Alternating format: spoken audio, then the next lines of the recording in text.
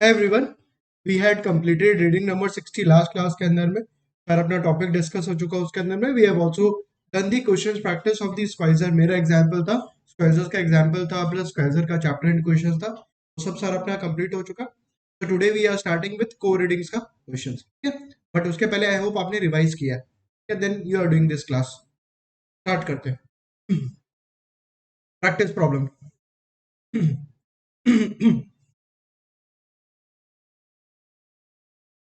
Question number one: a 5.5% semi-annual pay fixed coupon bond is issued at par. Issued at par पे issue हुआ है on 1st May 2025 and matures on 1st May 2029. Okay, so 1st May को issue हुआ है and it is maturing on 1st May 2029 means how many years? 4 years. Number of periods कितना? Since it's a semi-annual, n क्या होगा? 8. 4 into 2 8. Okay. For a 5 basis point increase, एक second, यहाँ पे question number one wrong है. It will not be 5, it will B 50 basis point. Areata है जो institute का इरेटा आता है, जहाँ पे इंस्टीट्यूट क्लेम करता है दैट क्वेश्चन में मिस्टेक है, तो उसमें क्वेश्चन नंबर वन में they are claiming that instead of 5 basis point it should be 50 basis point. Please make a note of this. Question number one का please make a note of this. Question number one, 50 BP should be 50 basis point. 50 basis point होना चाहिए as per institute data, ठीक है. यहाँ भी लिख दिया, अभी प्लीज नोट कर लेना.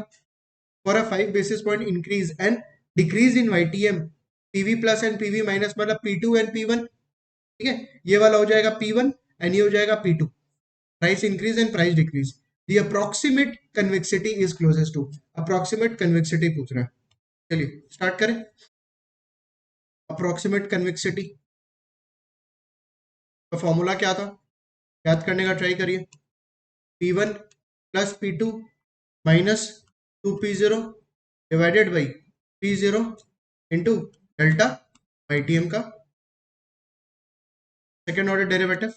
कन्वेक्सिटीज सेकेंड ऑर्डर डेरिवेटिव. इसके अंदर में क्या क्या है इंफॉर्मेशन अपने पास. P1 P2 दिया हुआ है, P0 दिया हुआ है.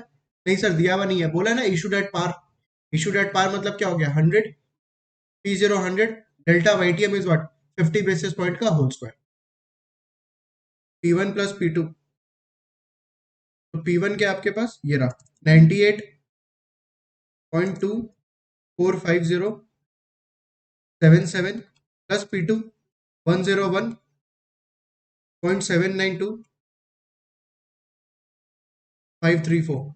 आपको डायरेक्टली करना है कैलकुलेटर पे, लिखना नहीं है ये सब चीज. Is it fine? क्लास के रेफरेंस के लिए हम writing, otherwise we can do directly on the calculator, not required.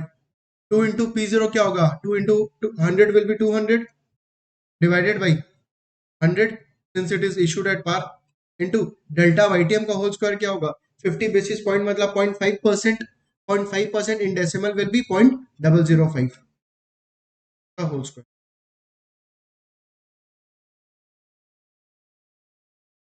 98.24507 plus 101.792.534 minus 200 STO1 0.005 whole square into 100 STO2 RCL1 divided by RCL2.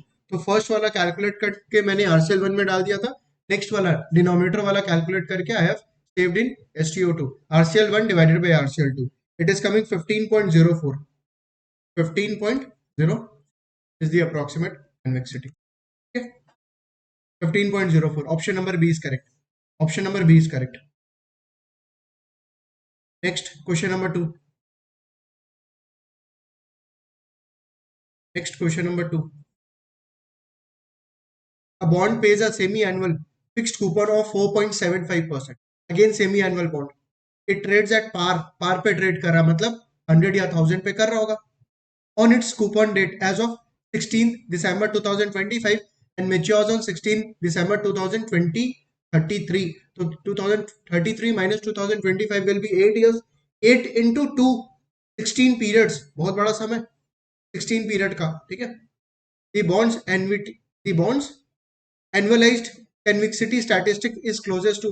अपने को क्या निकालना है, बॉन्ड का एनुअलाइज्ड कन्वेक्सिटी निकालना है. इसका मतलब वो टेबल बनाना पड़ेगा कन्वेक्सिटी का फॉर्मूला लगा के, T into T plus one divided by one plus R का whole square. Is it fine? वैसे करके करना पड़ेगा। बट प्रॉब्लम ये है कि 16 नंबर ऑफ पीरियड का समय है। ऑब्वियसली एग्जाम रिप्रेजेंटेटिव नहीं है ये 16 पीरियड। तो 16 पीरियड का आएगा क्या? नहीं, ये बहुत बड़ा सम हो जाएगा 16 पीरियड का। कि तुम सारा पहले तो क्या करेगा, नंबर ऑफ ईयर्स डालेगा, उसके बाद कैश फ्लोज, फिर उसका प्रेजेंट वैल्यू, फिर उसका वेट्स, फिर कन्वेक्सिटी यू विल कैलकुलेट, फिर कन्वेक्सिटी इनटू वेट तुम करेगा, फिर टोटल लगाएगा। टोटल लगा के since it's a semi annual two divided by 4, obviously it's a time taking process. तो ये अपने व्हाइट बोर्ड पे नहीं करने वाले हैं, नहीं तो पता लगेगा 1 घंटा बैठ के यही कर रहे हैं अपने। ठीक है, तो मैं क्या कर रहा हूँ, question number 2 we are doing in excel. Excel पे कर रहे हैं, ठीक है, सॉल्विंग ऑन एक्सेल पे करा करके दिखा रहा हूँ। ये एकदम भी रिप्रेजेंटेटिव नहीं है, तो कोई सेंस नहीं होगा 16 पीरियड का बनाने का यहाँ पे।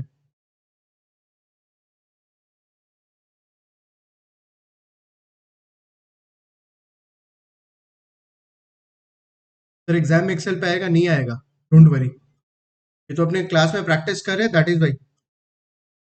तो सबसे पहला कौन सा कॉलम होता है? ईयर्स का। आप मन में सोचिए कम से कम, ईयर्स 1 16 चाहिए, हाँ 16 हो गया। ईयर्स भी क्या है, मेरे को पीरियड्स लिखना चाहिए।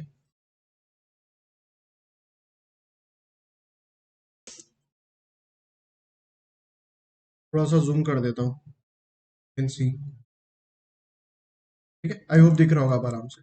नेक्स्ट क्या, कैश फ्लो। कैश फ्लो कितना होगा? कैश फ्लो विल बी 4.75, क्या है, fixed coupon and it is semi annual, तो हाफ कितना सर, 4.75 डिवाइडेड बाई 2, और फेस वैल्यू 100 मान रहा हूं मैं, फेस वैल्यू 100 अपने को करना है, इज इक्वल टू 100 इंटू 4.75%। 4.75 आ गया, बट ये पूरे साल का है, तो हाफ ईयर का कितना, divide by 2। Is it fine? Divide by 2, 2.375, और यही हो जाएगा 2.375। कब तक? लास्ट तक। लास्ट में क्या, 2.375 प्लस 100 ऑल्सो, फेस वैल्यू भी मिलेगा। फिर इसका प्रेजेंट वैल्यू करना है मेरे को, कैश फ्लो का present value at what rate. देखो, बॉन्ड इशूड एट पार पे है, इसका मतलब this coupon rate is equal to what, YTM. Coupon rate will be what, YTM, since bond is issued at par. But YTM क्या लेना है मेरे को, वाईटीएम क्या लेना है, सेमी एनुअल। वाईटीएम क्या होगा सेमी एनुअल, 2.375%। 2.375% हो जाएगा। Is it fine? 2.375% हो जाएगा। तो इसका पीवी करना है, दिस डिवाइडेड बाई 1 प्लस 2.375%, ये टू द पावर क्या, 1। पीरियड, पीरियड के ऊपर में डिपेंड करता है, जब आप कैलकुलेटर पे करते हो यही होता है। F4 को फ्रीज कर देता है बिकॉज हर बार चाहिएगा, और इसको मैं ड्रैग कर दे रहा हूँ। ठीक है, ये आपका प्रेजेंट वैल्यू हो गया, प्रेजेंट वैल्यू, और इसका total should be 100। Present value of the cash flow should be 100। 100 match कर रहा है पूरा, और अपना कैलकुलेशन सही है अभी तक, क्योंकि ये क्या है, present value of, if you do the present value of the expected future cash flow, what you get, the price. And price क्या है, the bond is issued at par बोल रहा है, तो प्राइस तो 100 ही होगा। Is it fine? यहाँ तक कंफर्टेबल बोलिए? ठीक है, यहाँ तक। फिर नेक्स्ट क्या करते हैं अपने, प्रेजेंट वैल्यू आ गया, फिर वेट्स। वेट्स, वेट्स क्या होता है, ये प्रेजेंट वैल्यू जो each cash flow divided by total value, और सिंस मेरे को हर नंबर को डिवाइड बाय टोटल करना है, तो इसको मैं फ्रीज कर दे रहा हूँ, F4, आगे ड्रैग कर दिया। इज इट फाइन यहाँ तक? Next, convexity. कन्वेक्सिटी, कन्वेक्सिटी क्या होगा, T into T plus one divided by 1 + R whole square. तो यहाँ पे T is actually what, period, into T+1, मतलब 1+1, न्यूमरेटर हो गया ये, this is numerator, divided by 1 plus YTM whole to the power square. देख लो क्या किया मैंने, V5 which is period which is T, into T+1 whole to the power whole divided by 1 plus YTM का whole square. Is it fine? Whole square है ये नीचे. इसमें क्या फ्रीज कर दे? ई को मेरे को चेंज नहीं करना है, तो ई को मैं फ्रीज कर दे रहा हूँ, बिकॉज ई सब जगह यूज होगा. ई मतलब YTM. Is it fine? बाकी इसको मैं एज इट इज ड्रैग कर दे रहा हूँ. कन्विक्सिटी आ गया. Next, convexity into what? Wait,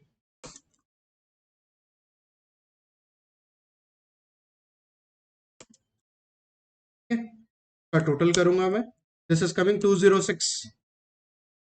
total is 206.095. Is it fine? यहां तक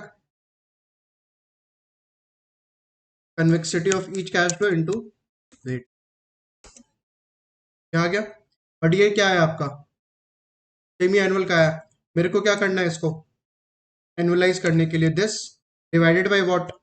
2 का होल स्क्वायर मतलब 4. 51.5236. This should be the answer. ये आपका आंसर होना चाहिए. Is it fine? समझ में आया? चलिए चेक करते हैं. 51.52. Option number A is correct. Option number A is the closest ना. 51.67 आ रहा है. Obviously it is because of rounding off. ये लोग हो सकता है राउंड ऑफ वगैरह किया होगा. दैट इज वाई अपने तो सारा डेसिमल्स ले रहे थे एक्सेल पे. Option number A is correct. देखा मतलब एक्सेल पे कितना इजी है करना ये सब चीज. वेर एज अगर अपने पेन पेपर मतलब व्हाइट बोर्ड और आप पेन पेपर बनाते ये टेबल, तो कितना ज्यादा टाइम लगता. पहले पीवी निकालता, फिर वेट्स निकालता, फिर एक एक का कन्वेक्सिटी निकालता, फिर मल्टीप्लाई करता. और यहाँ पे क्या किया? You just have calculated one this first line का. उसके बाद क्या कर रहे थे? सारा को ड्रैग कर दे रहे थे. राइट? यहाँ तक कंफर्टेबल? ऑप्शन नंबर ए. ऑब्वियसली एग्जाम रिप्रेजेंटेटिव नहीं है, वापस से बोल रहा हूँ, और ना एग्जाम में एक्सेल यूज करने को आपको बोलेगा. ये सिर्फ क्लास के प्रैक्टिस के लिए कराया, बिकॉज 16 पीरियड का समय. ऑब्वियसली इट्स नॉट वर्थ कि अपने बैठ के उसको सॉल्व करें, इसलिए मैंने एक्सेल पे करा दिया, सो दैट आपको समझ में आ गया कि एक्सेल पे भी कैसे होता है, प्लस अपना सम भी हो गया. मैक्सिमम ये लोग 2-3 पीरियड का देगा, उससे ज्यादा नहीं देगा.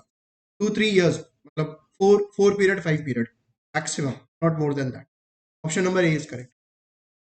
Next, question number 3. For changes in the yield, for changes in YTM, yield to maturity, the convexity adjustment is most needed to account for the first order effect on the bond price. Second order effect लेता है या first order? Second order. Next, bond price risk due to small changes in YTM, non-linear relationship of bond price and YTM. So the convexity adjustment take care of what? Small changes या large change? Convexity तो large change के लिए होता है. Option number B गया. Option number A बोला first order effect. No, it should be second order effect. Option number C, yes, convexity is what actually non-linear relationship of what? Bond price and YTM. Because linear relationship किसमें होता है? Duration measures the linear relationship between the bond price and YTM. Since it's a convexity adjustment, option number C is correct. Next, question number 4 to 9. A bond portfolio consists of the following three option free है. Fixed rate bond, XYZ bond, market value दिया हुआ है 50 lakh 50 lakh 1 CR. अच्छा, bond portfolio है. Bond portfolio मतलब ये portfolio बना हुआ है जहां पे यू हैव 3 स्टॉक्स. इसका वेट्स क्या होगा एक बार बताओ तो? Weights as per market value. XYZ का वेट्स क्या होगा? Total is 2 CR. 50 lakh plus 1 CR. ठीक है, 2 CR हो जाएगा. 50 lakh divided by 2 CR will be what? 25%. 50 lakh divided by 2 CR will be what? 25%. तो बॉन्ड एक्स का वेट हो जाएगा 25, बॉन्ड वाई का 25 और बॉन्ड जेड का क्या? 50% as the weight. Is it fine? Annual modified duration निकाल के दिया हुआ है. एनुअल कन्वेक्सिटी दिया हुआ है. क्वेश्चन क्या है? If the YTM of bond X increases by 50 BP, और अगर बॉन्ड एक्स का YTM 50 बेसिस पॉइंट से इंक्रीज होता है, the expected percentage price change of bond X is closest to. चलिए बताइए एक्सपेक्टेड प्राइस चेंज क्या होने वाला है? Question number 4.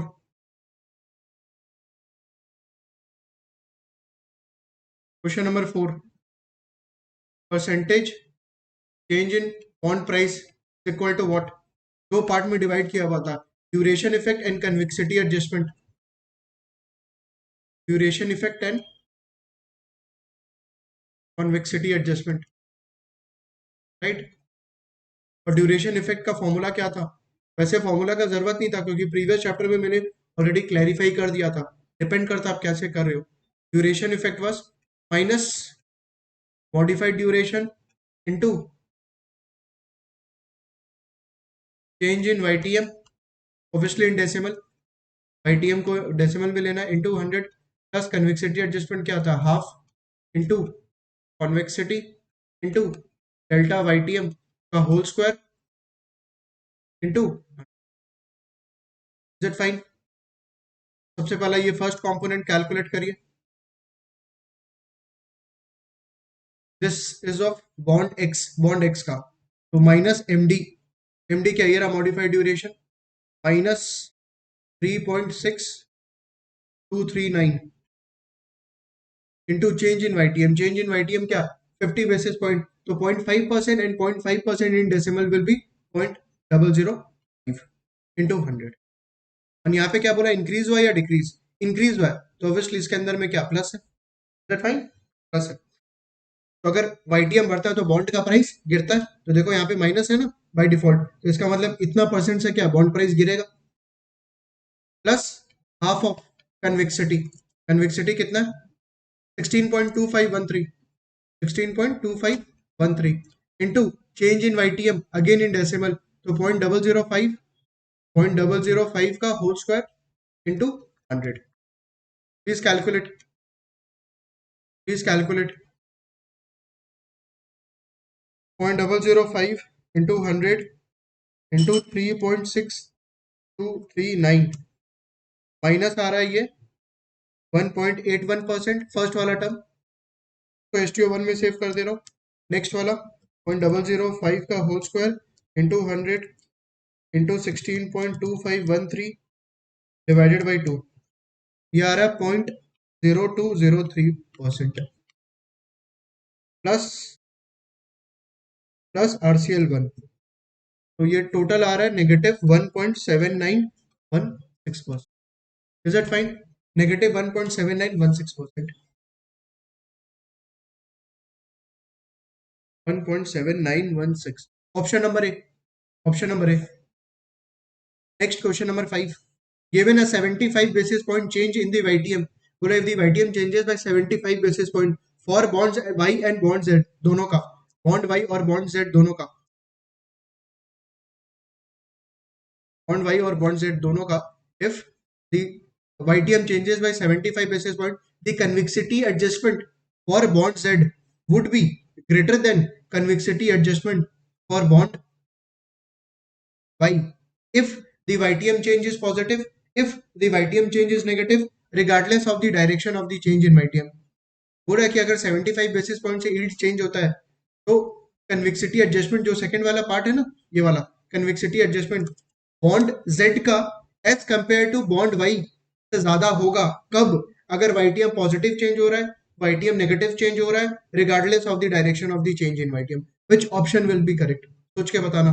कन्विक्सिटी एडजस्टमेंट के लिए रहा, YTM इंक्रीज होता है, YTM डिक्रीज होता है, किस सिनेरियो में बॉन्ड Z का कन्विक्सिटी एडजस्टमेंट बॉन्ड Y से ज्यादा होगा, हर सिनेरियो में, हर सिनेरियो में, it doesn't matter YTM increase हो रहा है या YTM डिक्रीज हो रहा है। रीजन सर, रीजन आप YTM इंक्रीज या डिक्रीज को क्या कर रहे हो, होल स्क्वायर, होल स्क्वायर कर रहे हो तो वो तो पॉजिटिव ही रहेगा। अगर तुम अंदर में पॉजिटिव YTM पॉजिटिव ले रहा है उसका होल स्क्वायर कर रहा है, अंदर में तुम नेगेटिव YTM कर रहा है उसका होल स्क्वायर कर रहा है, इट विल रिमेन पॉजिटिव ना, कोई भी नंबर आप स्क्वायर करो तो वो तो पॉजिटिव ही रहने वाला है। तो फर्क क्या पड़ता है कन्विक्सिटी से, फर्क किससे पड़ता है, कन्विक्सिटी, ये वाले अमाउंट से, कन्विक्सिटी से। और कन्विक्सिटी किसका बड़ा है, देख लो बॉन्ड Z का बड़ा है बॉन्ड Y से, तो बाय डिफॉल्ट बॉन्ड Z का जो कन्विक्सिटी एडजस्टमेंट होगा that will be greater than bond Y। Sir what about the change in YTM, it will remain the same, क्योंकि पॉजिटिव हो या नेगेटिव हो दोनों में सेम रहने वाला है, होल स्क्वायर है ना, ये समझ में आया? अगर नहीं समझ में आया वापस से क्वेश्चन रीड कर रहा हूँ। Given a 75 basis point change in the YTM for bond Y and bond Z, ठीक है, तो तुम सोचो यहाँ पे 75 बेसिस पॉइंट मतलब 0.0075, ठीक है, प्लस एंड माइनस दोनों कर रहा है तो होल स्क्वायर हो रहा है, पॉजिटिव ले रहा है तो भी होल स्क्वायर, नेगेटिव है तो भी होल स्क्वायर, अल्टीमेटली पॉजिटिव हो जाएगा। तो बोल रहा है कि बॉन्ड Z का कब बॉन्ड Y से कन्विक्सिटी एडजस्टमेंट बड़ा होगा, इफ YTM नेगेटिव है, इफ YTM पॉजिटिव है, regardless of the direction, regardless, क्यों, क्योंकि सर अंदर में तो एनीवेज आप प्लस करिए माइनस करिए होल स्क्वायर करके तो वो पॉजिटिव ही हो जाएगा। तो फर्क किससे पड़ता है? कन्विक्सिटी से। और कन्विक्सिटी किसका बड़ा? बॉन्ड जेड का। बॉन्ड जेड का। Is it fine? Option number C, regardless of the direction of the change in YTM. ठीक है।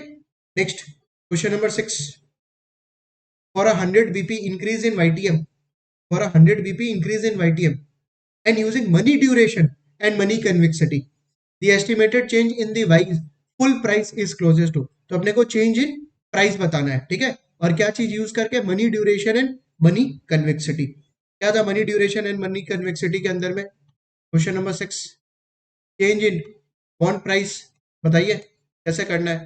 Change in bond price is equal to what? It will be money duration, money duration into what? Change in YTM into 100 करने का जरूरत नहीं है, because अपने percentage में नहीं, वैल्यू में फाइंड आउट कर रहे हैं। प्लस, प्लस क्या? अच्छा, इसमें माइनस लगेगा पहले, क्योंकि ये सेम ही फॉर्मूला है, duration effect plus convexity adjustment जैसा। प्लस क्या?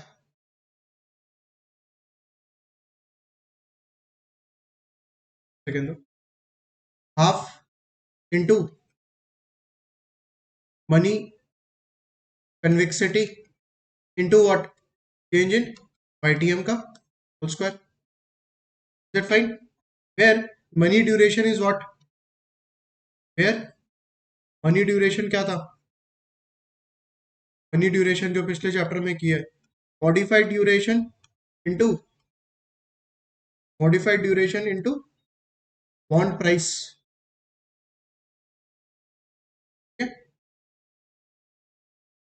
एंड मनी कन्वेक्सिटी क्या था? Money convexity, money convexity is annual convexity into what? Bond price. ठीक है। अपने पास एमडी दिया हुआ है, एनुअल कन्वेक्सिटी दिया हुआ है, जो इन्वेस्टमेंट किया उसका बॉन्ड प्राइस भी दिया हुआ है। Just have to multiply money duration and money convexity, calculate हो जाएगा। उसके बाद we will put here to get the money duration क्या है, सॉरी मॉडिफाइड ड्यूरेशन कितना दिया हुआ है, बॉन्ड वाई का निकालना है। मॉडिफाइड ड्यूरेशन ये रहा 9.0036 into bond price 50 lakh, 50 lakh. Please calculate. Next annual convexity ये रहा 91.0278, 278 इंटू बॉन्ड प्राइस मतलब 50 लाख इज इक्वल टू कितना आएगा? कैलकुलेट करिए प्लीज। 9.0036 इंटू 50 लाख, ये आ रहा है आपका 45018 times 0, and this one will be 91.0278 into 50 lakh, ये आ रहा है आपका 45,513 बड़ा नंबर है ये, 4, अच्छा 455 है।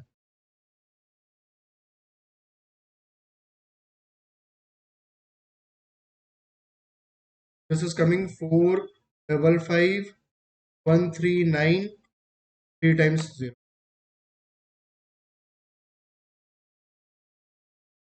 तो change in bond price will be what? Change in bond price will be money duration minus 45 minus 45,018 3 times 0 into change in YTM. क्या बोला था? Change in YTM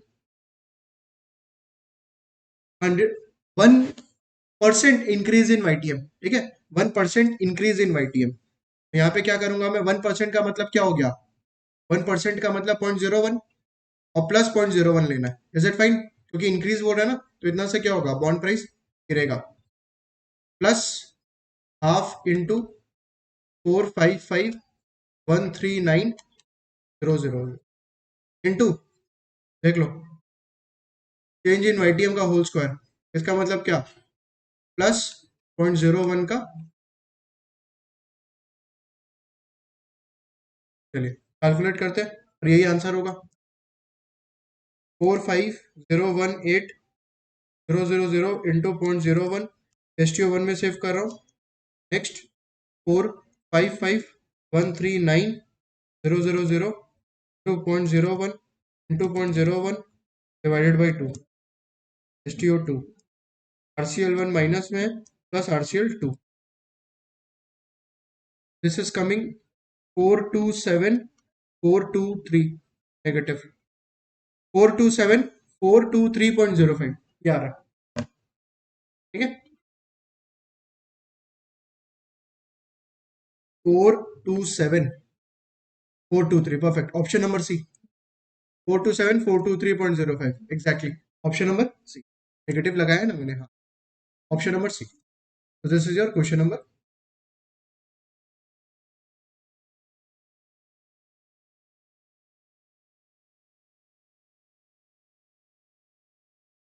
next question number 7 for 100 BP increase in YTM अगर increase होता है and using the weighted average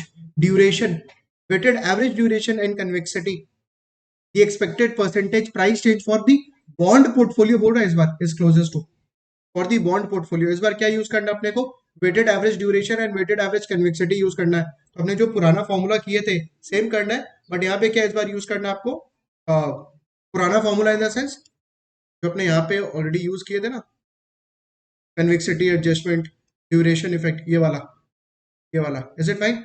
money duration ये जो आया यहाँ पे मॉडिफाइड ड्यूरेशन एक सिंगल बॉन्ड की जगह will have to take for what, पूरे बॉन्ड का, पूरे पोर्टफोलियो का। ठीक है सिमिलरली कन्विक्सिटी एक सिंगल बॉन्ड का नहीं पूरे पोर्टफोलियो का लेना है, अदरवाइज सब कुछ सेम रहने वाला है। ठीक चलिए करते हैं question number 7 percentage change in price. या percentage change in price is equal to what, duration effect plus convexity effect. Duration क्या है इस बार, minus modified duration of portfolio लेना है into change in YTM decimal में into 100 plus convexity adjustment half into convexity portfolio का into change in YTM का whole square into. चलो फर्स्ट पार्ट कैलकुलेट करते हैं। सबसे पहला वेटेड एवरेज मॉडिफाइड ड्यूरेशन लो पोर्टफोलियो का। मॉडिफाइड ड्यूरेशन दिया हुआ था अपने को, वेट से मल्टीप्लाई करना है, is it fine. Modified duration of portfolio आपको करना है 0.25 25% वेट है ना, into 3.6239 plus 0.25 into 9.0036 plus 0.5 into 12.75 तो ये आपका मॉडिफाइड ड्यूरेशन ऑफ पोर्टफोलियो आ जाएगा। 3.6239 into 0.25 plus 25 into 9.0036 plus 0.5 into 12.75 यार आपका 9.5325 अप्रोक्सीमेटली।